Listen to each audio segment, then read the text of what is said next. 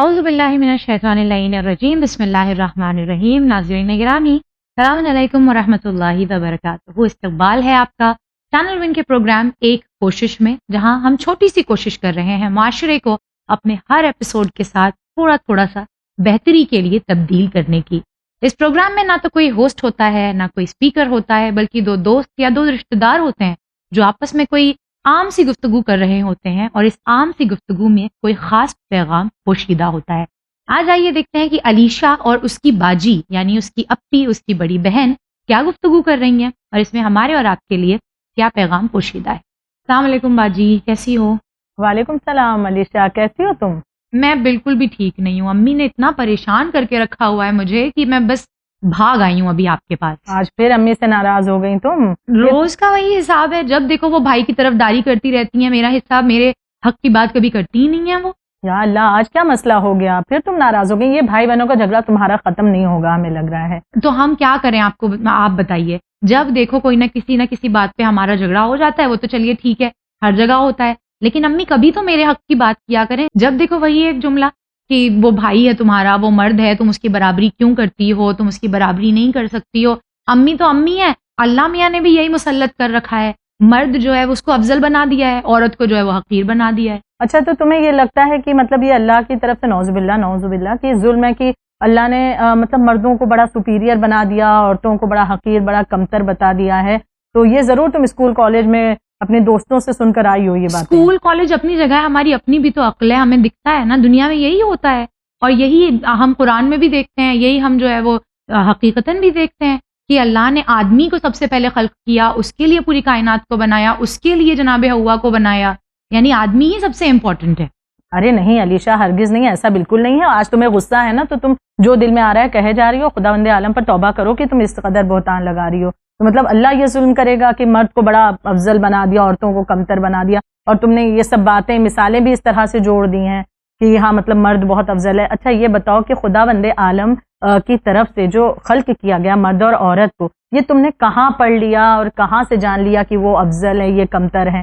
جبکہ دیکھو ہم بارہا سنتے ہیں کہ اللہ کسے پسند کرتا ہے. یہ اس بنا پر نہیں کہ جنڈر کی بنا پر کہ بھائی یہ مرد ہے اس لیے اللہ اسے بہت پسند کر رہا ہے، نہیں، بلکہ اس کی نیکیوں کی بنا پر. جو جتنا خدا کی بارگاہ میں اچھے کام انجام دے گا، نیک ہوگا، وہ اتنا زیادہ خدا کو پسند ہے، اب چاہے وہ مرد ہو یا عورت ہو. بلکہ تم جانتی ہو کہ کچھ مقام پہ عورتوں کو زیادہ رتبہ اللہ نے دے دیا ہے. ہمیں تو نہیں دکھتا کوئی ایسا. ٹھیک ہے، اب چلو سنو، ذرا کان کھول کر برابر سننا. ہر دم لڑتی رہتی ہو امی سے اور یہی فتنے فساد اپنے ذہن میں پیدا کرتی ہو. سنو، دیکھو پروردگار عالم نے کچھ مقام پر عورتوں کو بہت زیادہ فضیلت دی ہے. جیسے کہ اگر بیٹی بن کر کے کسی کے گھر میں آئی، خدا کیا کہہ رہا ہے کہ یہ رحمت ہے. بیٹا ہے تو نعمت کہہ رہا ہے پروردگار عالم، بے شک، لیکن پھر یہ کہتا ہے پروردگار عالم کہ اگر میں کسی کو بیٹا دیتا ہوں تو میں نے اس پر احسان کیا، اور اگر کسی کو بیٹی دیتا ہوں تو اس شخص نے مجھ پر احسان کیا. یعنی یہ بات کیا سمجھ میں نہیں آ رہی تم کو؟ یہ سب لیکن کتابی باتیں ہیں باجی، تم کتابی باتیں نہ کرو مجھ سے. معاشرے میں اچھا، تم نے الزام اسلام پر ہی لگایا ہے نا، تو اب اسلام میں جو کچھ بیان کیا گیا وہ تمہیں سننا ہی پڑے گا تاکہ تمہارے عقائد بہتر ہوں. آج جو تم اتنا غصہ اللہ میاں پر کر رہی ہو اور اسلام ایسا، اسلام نے ایسا کیا، تو سنو تو کہ اسلام کہہ کیا رہا ہے. لڑکی پیدا ہوئی، رحمت قرار دی گئی، ٹھیک ہے. اور دیکھو جس کے گھر میں 3 بیٹیاں ہوئیں، پھر اللہ کیا کہتا ہے؟ 3 بیٹیاں یا 3 بہنوں کی جس میں پرورش کی، جنت واجب. یہ اللہ کا حکم ہے، جسے تم غلط ٹھہرا رہی تھی وہ خداوند عالم یہ کہہ رہا ہے. پھر وہی پروردگار عالم کیا کہتا ہے؟ اگر کسی کے گھر میں بیٹے ہیں، بیٹیاں ہیں، اور اگر باپ باہر سے گھر آتا ہے کچھ سامان لے کر کے، فروٹس لا رہا ہے، کچھ بھی کھانے پینے کی چیزیں یا کوئی سامان، تو وہ پہلے بیٹی کے ہاتھ میں دے.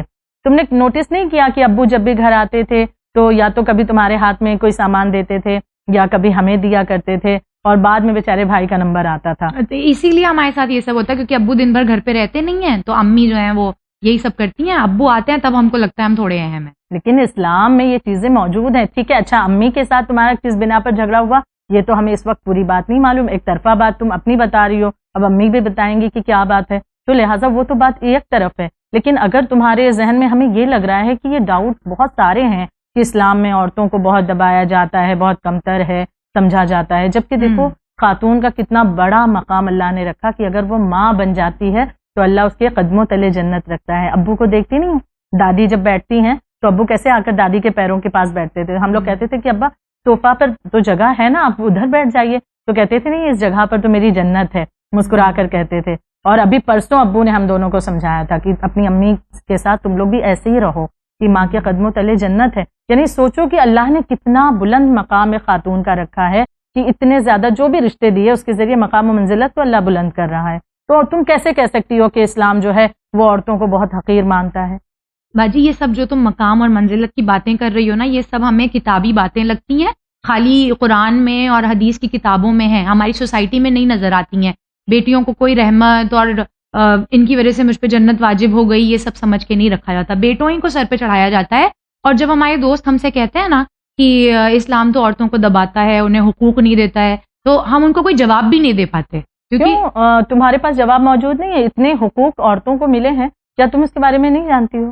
کیا حقوق دیے ہیں؟ ہمیں تو کوئی ایسے خاص حقوق نہیں پتا عورتوں کو دیے ہوئے دین اچھا اسلام یہ نے. بتاؤ، اتنے سارے جو مقام و منزلت کی بات ابھی ہم نے کی، اتنا اللہ نے بلند مرتبہ رکھا عورتوں کا، اس کے علاوہ بہت سے رائٹس بھی دیے ہیں، یقیناً رائٹس دیے ہیں. یعنی ایک لڑکی کو جیسے کہ مثال کے طور پر اسے تعلیم حاصل کرنے کا حق ہے. ہمیں یہ لگتا ہے کہ آج جہاں اکثر تمہاری جو فرینڈس ہیں شاید انہوں نے ایسے لوگوں کو دیکھ کر کے اسلام کو سمجھا ہے کہ جو بہت ہی اس طرح کی سوچ والے ہیں کہ عورتیں جو ہیں اسکول نہ جائیں، مدرسہ نہ جائیں، وہ علم حاصل نہ کریں، وہ چار دیواری میں قید رہیں. شاید ایسے لوگوں کو دیکھ کر انہوں نے اسلام کو سمجھا ہے، جبکہ اسلام کی حقیقت کچھ اور ہے.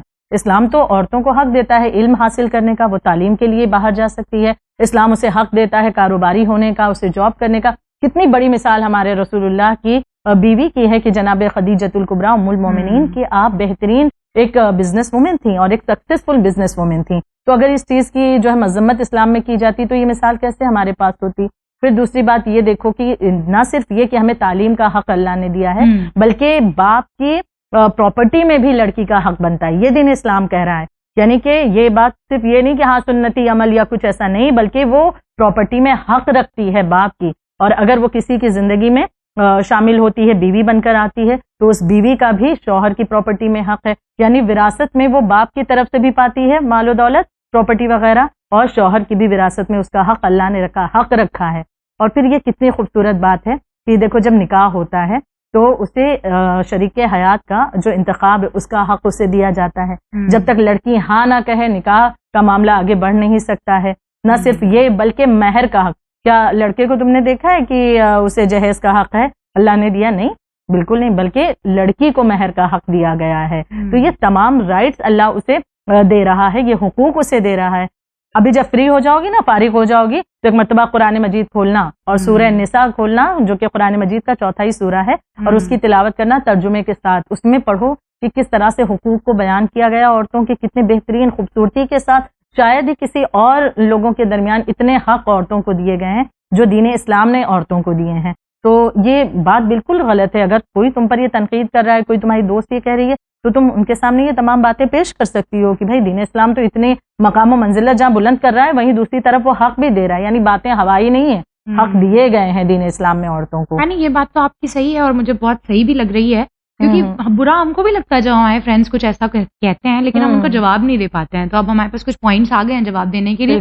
لیکن یہ تو ان کی باتیں تھیں باجی. ہم اپنی اگر خود کی بات کریں تو مجھے ابھی بھی ایسا لگتا ہے کہ دین اسلام جو ہے وہ عورتوں کو دبا کے رکھتا ہے. آپ دیکھیے نا، ابھی حقوق کی تو آپ نے بات کی، پراپرٹی میں رائٹس اور یہ سب تو ٹھیک ہے، یہ تو مردوں کو بھی دیا گیا ہے، اس میں خاص کیا ہے؟ عورتوں کے لیے کیا خاص ہے؟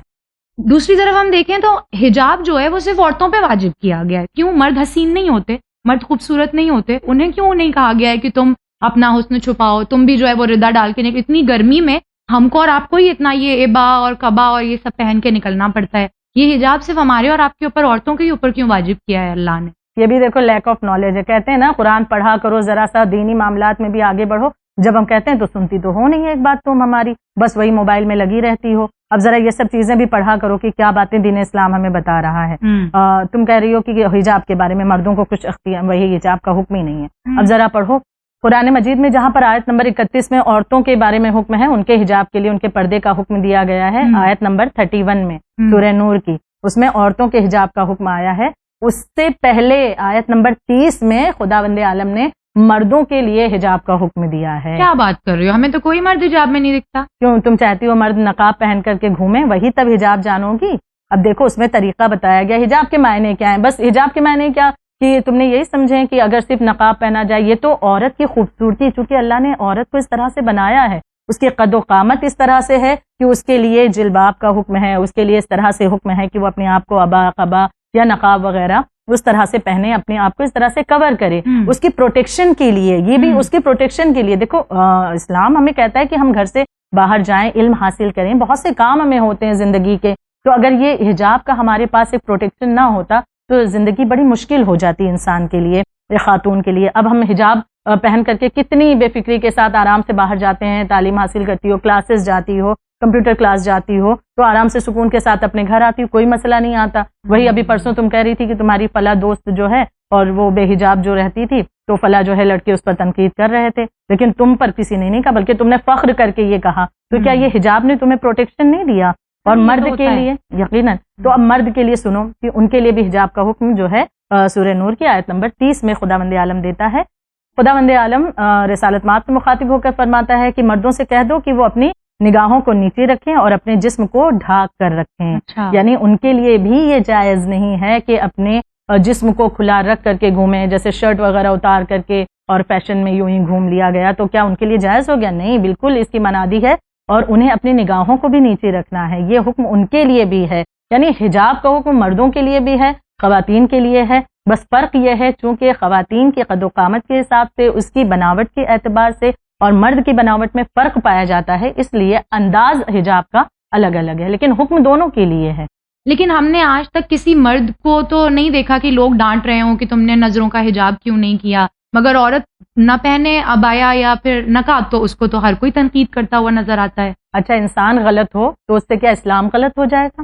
اگر کوئی انسان غلطی کر رہا ہے، کوئی گناہ کر رہا ہے، تو اس کے معنی تم یہ لے لو گی کہ بھائی اسلام ہی غلط ہے کیونکہ یہ انسان مسلمان ہے۔ مسلمان کو دیکھ کر کے اسلام کو جج کرنے بیٹھو گی تب تو پھر اللہ ہی خیر ہے، کیونکہ اسلام کچھ اور کہتا ہے، بعض دفعہ انسان کچھ کرتا اور ہے، تو اسلام کیا کہہ رہا ہے اس پر غور کرو، نہ کہ یہ کہ انسان کس طرح سے اپنی زندگی کو بڑھا رہا ہے۔ ہم علماء کو دیکھیں، دیکھو اچھا علماء کرام کی زندگی کو دیکھو، اکثر ویڈیو وغیرہ دیکھو، جب بھی وہ بات کرتے ہیں کس طرح ان کی نگاہیں نیچی رہتی ہیں اور کس طرح سے وہ درس دیتے ہیں، لیکن پورے درس میں ان کی نگاہیں اس طرح سے اٹھتی نہیں ہیں، نیچے رہتی ہیں، اور پوری بات اپنی وہ لوگوں تک کے پہنچا دیا کرتے ہیں۔ تو یقیناً یہ نگاہوں کا پردہ ان کے لیے بھی ہے اور جسم کو ڈھانکنا ان کے لیے بھی ضروری ہے۔ چلو ٹھیک ہے باجی، تم نے حجاب میں تو ثابت کر دیا کہ مردوں کے لیے بھی حجاب ہے، عورتوں کے لیے بھی حجاب ہے، لیکن ابھی ہم جو بولنے جا رہے ہیں ہمیں پورا یقین ہے کہ اس کا جواب تمہارے پاس نہیں ہوگا۔ اچھا بتاؤ، اسلام نے یہاں آج بہت سارے سوال لائی ہو، مطلب امی کے جھگڑے کے بعد بہت سارا غصہ ہم کو موقع مل گیا ہے، ہم آج ساری جو ہے وہ اپنے شکوے تمہارے ساتھ، امید ہے تم فرصت میں بیٹھی ہوئی ہو۔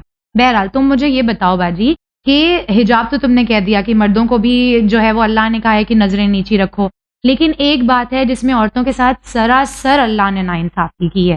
مردوں کو 4 شادی کی اجازت دی ہے، عورت کو کیوں نہیں اجازت دی گئی ہے؟ اللہ، ہم نے کہا نا آج بالکل ایک دم دماغ خراب ہے تمہارا کہ اب کچھ نہ کچھ لاؤ گی، یہ بھی کہیں سے سن کر آئی ہو نا؟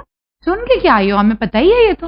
ہاں ٹھیک ہے، تو اچھا اس کا جواب سنو کہ 4 شادیوں کے بارے میں جو بات کر رہی ہو اس میں بھی مردوں کے لیے کنڈیشن رکھی گئی ہے، پھر کہیں گے پڑھتی تو ہو نہیں نا، تو اسی لیے پڑھا کرو ذرا سا تعلیم ہونا بتانے کے لیے، تو ہم کیوں پڑھیں بتاؤ؟ ٹھیک ہے، ہمارے پاس ہی آ جو ٹوٹا پھوٹا علم ہمارا ہے وہی ہم تمہیں بتا دیا کریں، جب بیٹھنے کے لیے کہتے ہیں بھاگ جاتی ہو۔ چلو سنو، خیر اسلام کہتا ہے کہ دین اسلام ہمیں مردوں کے اعتبار سے جو ہم نے سنا کہ اجازت دے رہا ہے 4 شادیوں کی، تو کیا یہ کہہ رہا ہے دین اسلام کہ ہر مرد اٹھ جائے اور جاؤ 4 شادی کر لو بڑے آرام کے ساتھ؟ نہیں، اس کی بھی کچھ کنڈیشنز ہیں، اس کے پیچھے بھی کچھ شرائط رکھی گئی ہیں۔ مثال کے طور پر اگر وہ عدل و انصاف کر سکتا ہے بیویوں کے درمیان تب تو پھر شادی کر سکتا ہے، لیکن زیادہ تر پایا گیا کہ عدل و انصاف مرد نہیں کر پاتا ہے بیویوں کے درمیان، یا ایسے اور بھی کچھ کنڈیشنز ہیں کہ جس کی وجہ سے عورتوں کے لیے بھی رکھ دیتے۔ ٹھیک ہے، اس کا جواب سنو۔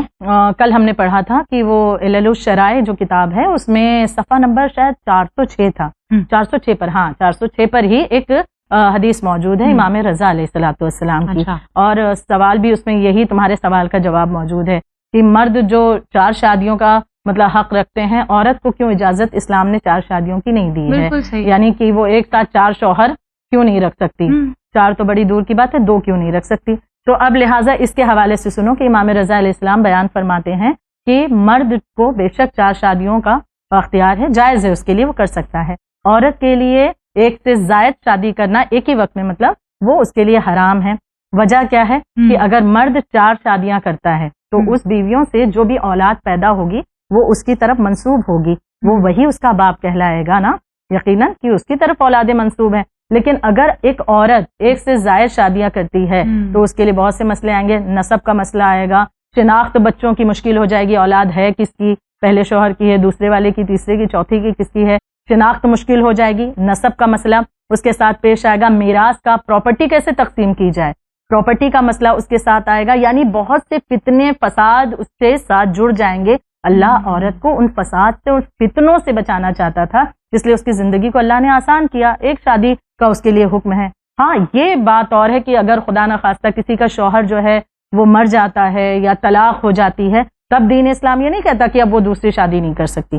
عدت کی مدت گزارنے کے بعد پھر وہ آزاد ہے, دوسری شادی کر سکتی ہے. لیکن ایک شوہر کے ہوتے ہوئے دوسری شادی نہیں جائز ہے, کیونکہ اس کی وجہ سے یہ تمام فساد سامنے آتے ہیں. حسب کا نسب کا مسئلہ ہے, پھر میراث کا مسئلہ ہے, شناخت کا مسئلہ. تو ان تمام مشکلات سے بچانے کے لیے امید ہے تمہیں کچھ سمجھ میں آئی ہوگی یہ بات. بالکل, مطلب کچھ حد تک تو بات سمجھ میں کس آئی طرح عورت رہ جائے گی, کس طرح سے وہ اولاد کے درمیان بھی اور کس طرح سے شوہر کے درمیان. یعنی جو چیز ہمیں مشکل لگ رہی ہے وہ ایکچولی عورت کے حق میں آسان کی ہے اللہ نے. بے شک بہت. بہرحال ٹھیک ہے, اس کو بھی میں مان لیتی ہوں, اور مجھے کافی اچھا جواب مل گیا باجی. اگلی بار اب جب میرے کوئی دوست اس طرح سے بات کریں گے تو میں انہیں بہت اچھا جواب دے پاؤں گی. آج مسئلہ یہی ہے نا علیشا کی فیمنزم کے نام پر یہ تمام باتیں جو ہے بلند کر دی جاتی ہیں کہ نہیں عورتوں کو یہ حق حاصل نہیں, وہ حق حاصل نہیں, یہ تمام چیزیں.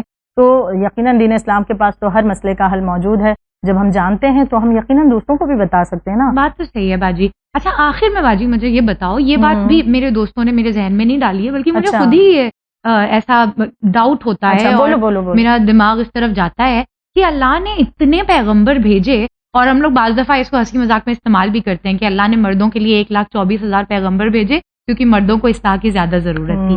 بہرحال جوکس اسائڈ, مجھے یہ بتاؤ باجی کہ اللہ نے اتنے مرد بھیجے, ایک بھی عورت کو جو ہے وہ لیڈرشپ یعنی کہ نہ رسول بنا کر بھیجا, نہ انبیاء میں سے کوئی عورت ہمیں نظر آتی ہے. کیا عورت اس قابل نہیں تھی کہ اس کو نبی بنا کر بھیجا جاتا, اسے پیغمبر بنا کے بھیجا جاتا؟ اللہ نے اس قابل نہیں سمجھا عورتوں کو؟ دیکھو مرد اور عورت ہونے کے اعتبار سے تو علیشا دونوں برابر ہیں, یعنی دونوں خدا کی جو ہیں مخلوق ہیں اور آدم و حوا کی اولادیں ہیں اس اعتبار سے. اور پھر جیسے کہ تم نے سوال کیا تھا شروع میں, تو ہم نے بتایا تم سے کہ بھائی خدا کی نگاہ میں وہی سب سے بہتر ہے جو زیادہ نیک کام کرنے والا ہے. وہ تمام باتیں اپنی جگہ ہیں, لیکن جب بات پیغمبری کی آتی ہے کہ منصب نبوت پر اللہ نے کسی عورت کو کیوں فائز نہیں کیا, یہ سوال اکثر آتا ہے, سنتے ہیں کہ لوگ پوچھتے ہیں کہ یہ کیوں ایسا معاملہ, کوئی عورت کیوں نبی یا رسول نہیں بنائی گئی؟ تو 1,24,000 ایک ہی عورت بھیج دیتے. تو سب سے پہلے ہمیں یہ سمجھنا چاہیے کہ اکثر جب یہ سوال ہوتا ہے نا تو ہمارے ذہن میں کیا ہوتا ہے کہ ہم جو ہے وہ نبوت کو یا رسالت کو ایک منصب کی طرح سمجھ رہے ہوتے ہیں. منصب, عہدہ, جیسے دنیا میں ہے کوئی CM بن گیا, PM بن گیا, کوئی جج بن گیا, ہم نے اسی عہدے کی طرح اسے سمجھا. تو اب چونکہ منصب کی طرح ہم سمجھ رہے ہیں نا, تو ہم سمجھ رہے ہیں کہ بھائی منصب تو کسی کو بھی مل جائے, منصب تو مرد کو بھی مل سکتا ہے, عورت کو بھی مل جائے. تو اب یہاں پر یہی ذہن میں آتا ہے کہ بھائی منصب چونکہ ہم نے سمجھا نا, تو اس لیے ہم نے یہی سوچا کہ پیغمبری چونکہ وہ بھی ایک منصب کی طرح ہے تو وہ بھی ایک عورت کو ملنی چاہیے. جبکہ پیغمبری جو ہے یا رسالت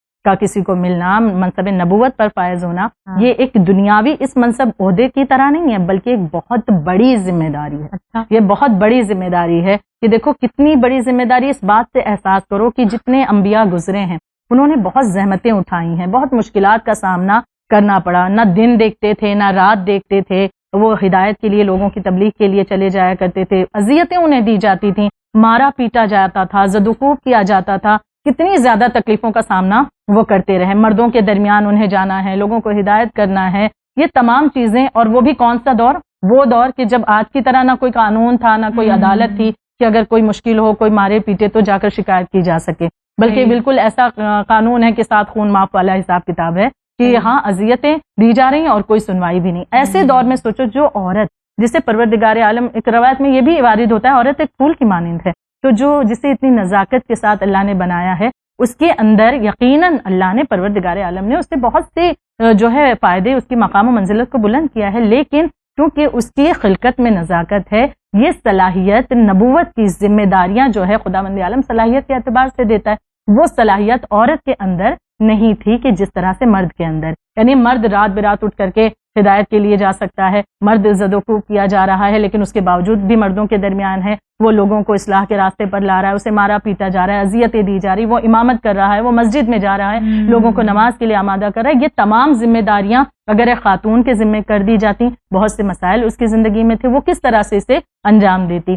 لہٰذا صلاحیت کے اعتبار سے یہ ذمہ داری پروردگار عالم نے مرد کو دی اور انہیں اس دنیا میں رسالت اور نبوت پر فائز کیا ہے. مجھے یاد آ رہا ہے وہ کون سے نبی تھے جن کو اتنا پتھر مارا جاتا تھا کہ وہ پورے پتھروں سے چھپ جایا کرتے تھے. بہت سے ایسے نبیوں کی مثالیں پائی جاتی ہیں کہ اذیتیں انہیں دے دی جاتی ہیں, شہر بدر کر دیا جاتا, یعنی جو خود ان انسانوں کی ہدایت کے لیے بھیجے گئے انہیں ہی اس علاقے میں رہنے نہیں دیا جاتا. ایسا ہوتا تو پھر کیا ہی کس طرح سے جانوروں کی طرح نوچ کھاتے لوگ انہیں. ظاہر سی بات ہے.